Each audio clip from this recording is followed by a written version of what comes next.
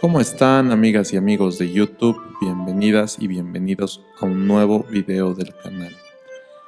En esta ocasión vamos a reseñar un libro muy interesante que lo leí ya hace un tiempo atrás, pero creo que amerita y vale la pena comentarlo, ya que es un libro muy importante dentro de la realidad nacional. Toca fibras muy sensibles de nuestra sociedad, de nuestro pasado reciente, la historia de inicios del siglo XXI y todo el acontecer de una de las ciudades, si no la más importante de Bolivia, que es la ciudad de El Alto. En esta ocasión hablaremos del libro de Cuya Reina, los hijos de Goni. Así que quédate para escuchar sobre este increíble libro y comentarlo.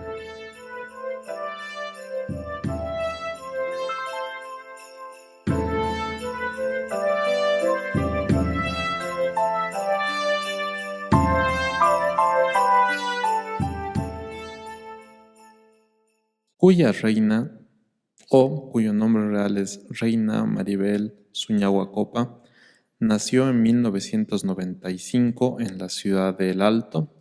Actualmente tiene 29 años, es una escritora y activista precisamente de esta ciudad, que es una de las ciudades más importantes, más grandes de La Paz.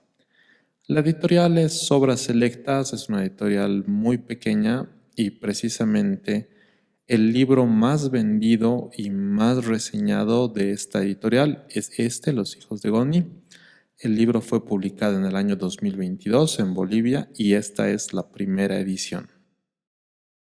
El libro está compuesto por 8 cuentos que narran la vida de Cuya Reina desde que ella era una niña hasta prácticamente los últimos años, en el 2019, cuando se convirtió en activista.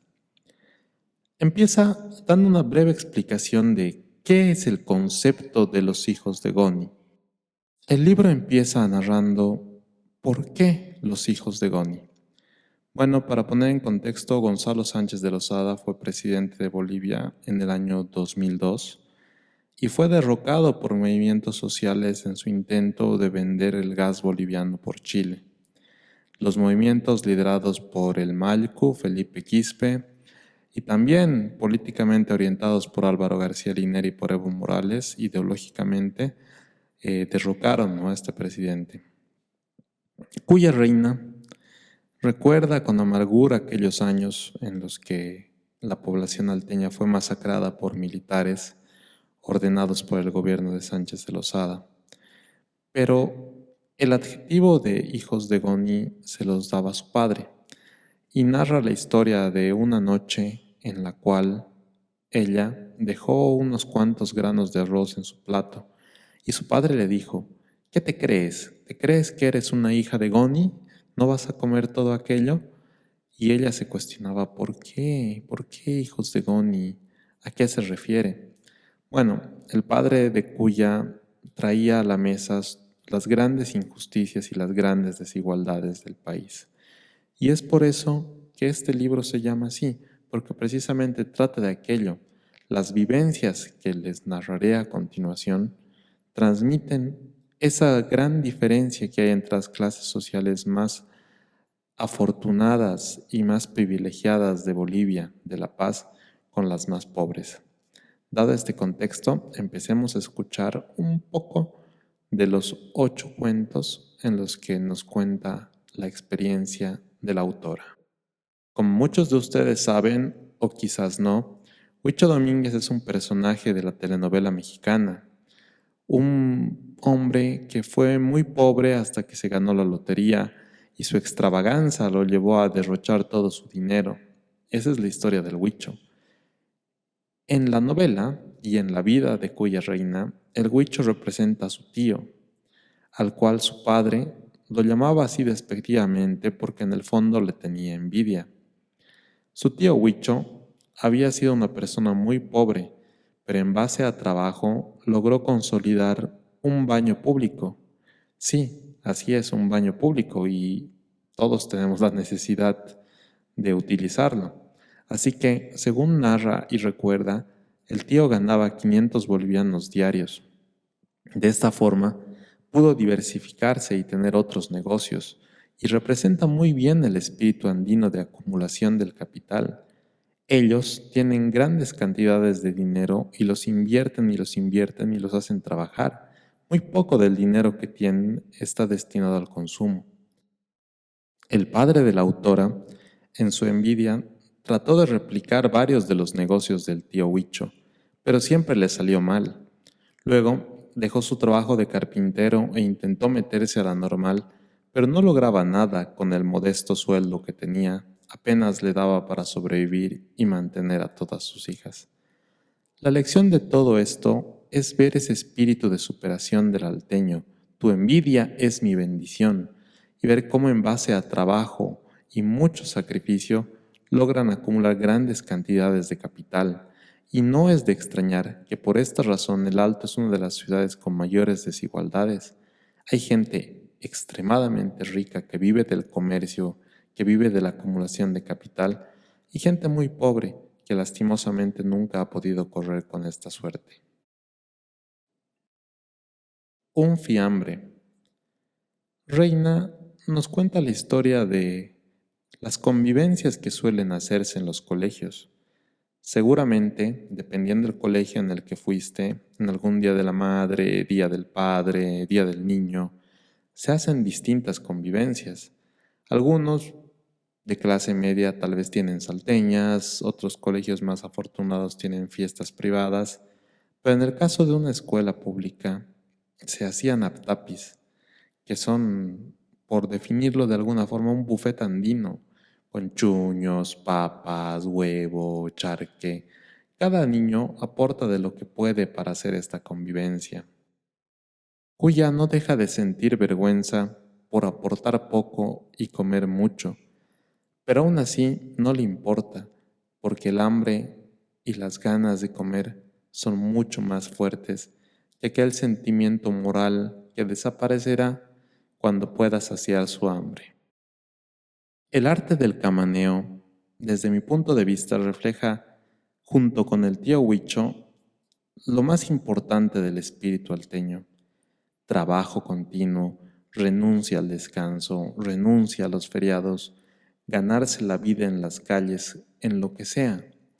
Al ser un rubro informal, al no estar regidos por estructuras organizacionales y ni siquiera hacer caso a las leyes impositivas, tributarias, comerciales para una empresa establecida, los salteños pueden migrar de rubro con mucha facilidad y adaptarse para sobrevivir, y esta es una de las claves fundamentales de su éxito. La adaptación les permite moverse permanentemente y por eso es que no se mueren de hambre. Todo buen alteño tiene que saber vender, y esto es algo que nos transmite Cuya en sus líneas.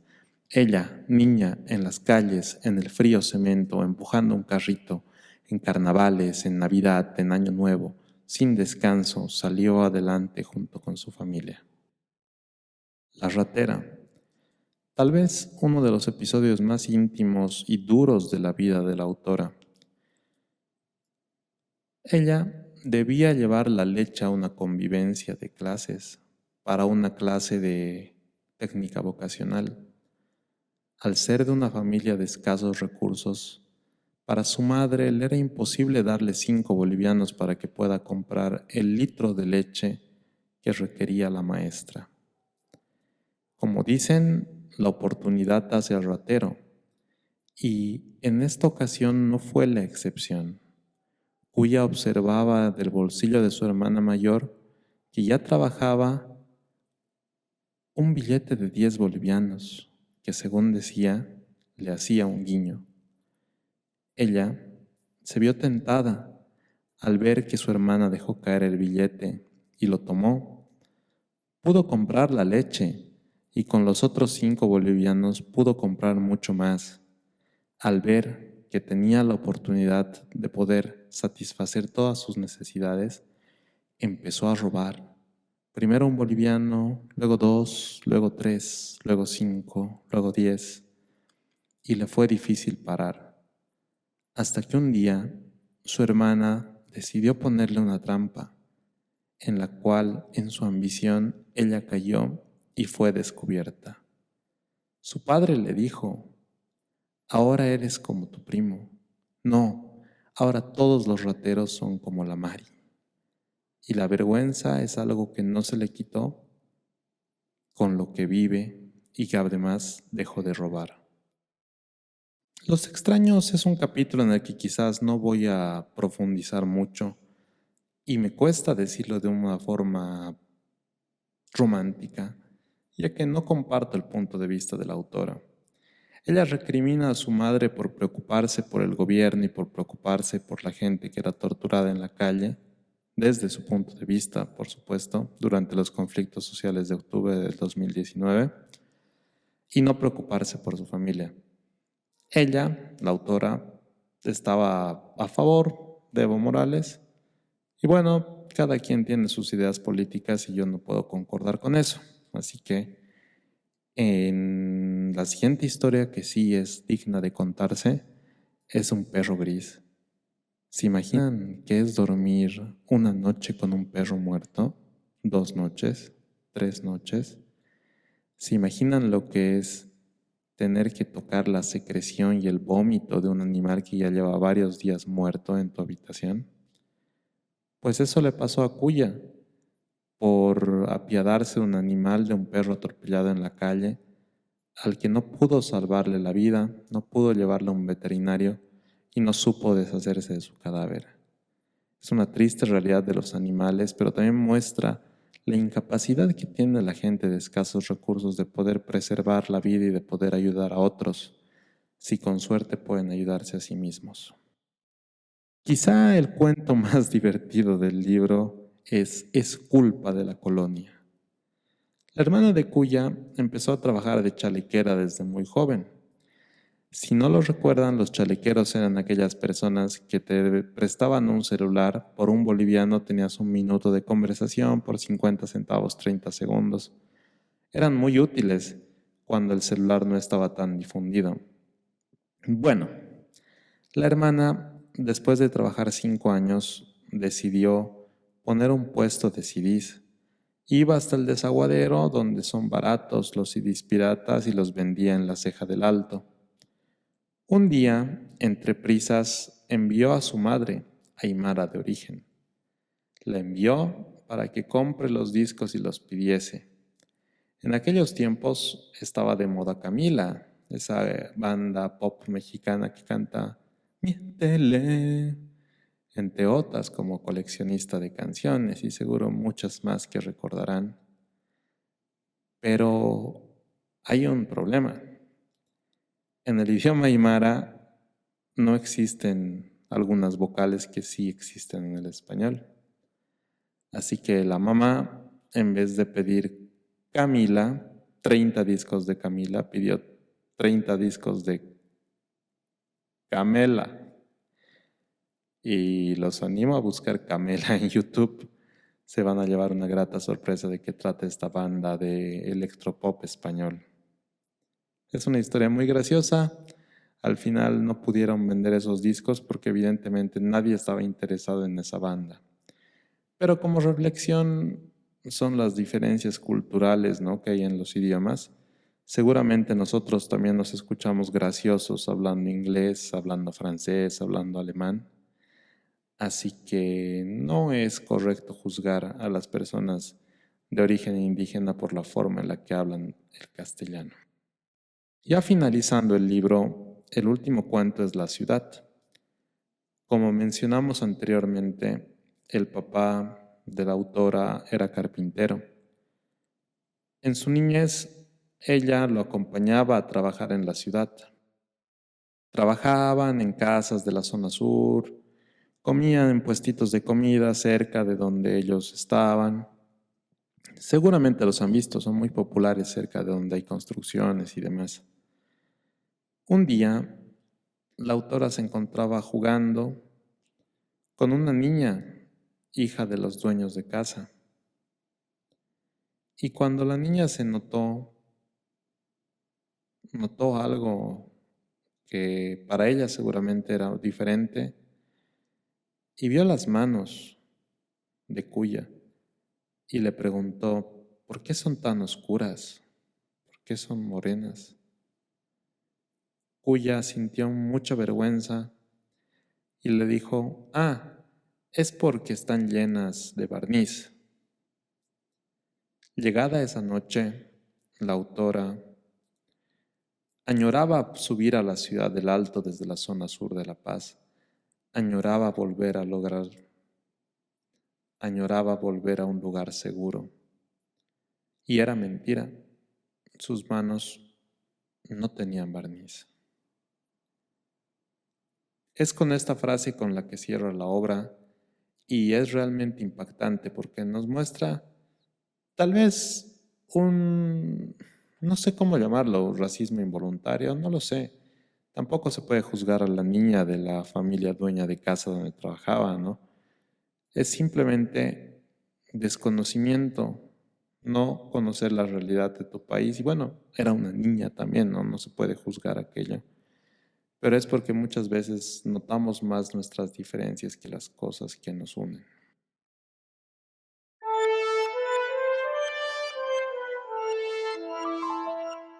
Bueno, eso es básicamente todo el contenido de la obra. Se los recontra recomiendo. Es un libro muy interesante, muy entretenido. Creo que nos ayuda a conocer mucho más la realidad de una parte muy importante y muy grande de nuestro país. Mi calificación para este libro es de 4 estrellas, simplemente porque no comparto la posición política de la autora respecto a lo ocurrido en el 2019. Así que déjame saber en los comentarios qué piensas sobre este libro, si lo leíste, si lo quieres leer, si te motiva a leerlo. Si ya lo leíste, dime cuál fue tu cuento favorito, el pasaje de la vida de Cuya que más te impactó. ¿Y qué crees? ¿Qué podemos hacer para achicar esas brechas económicas y sociales de Bolivia? Que esa es, ¿no?, la reflexión de fondo de este libro. Así que, sin nada más que decir, nos vemos en un próximo video. Hasta pronto.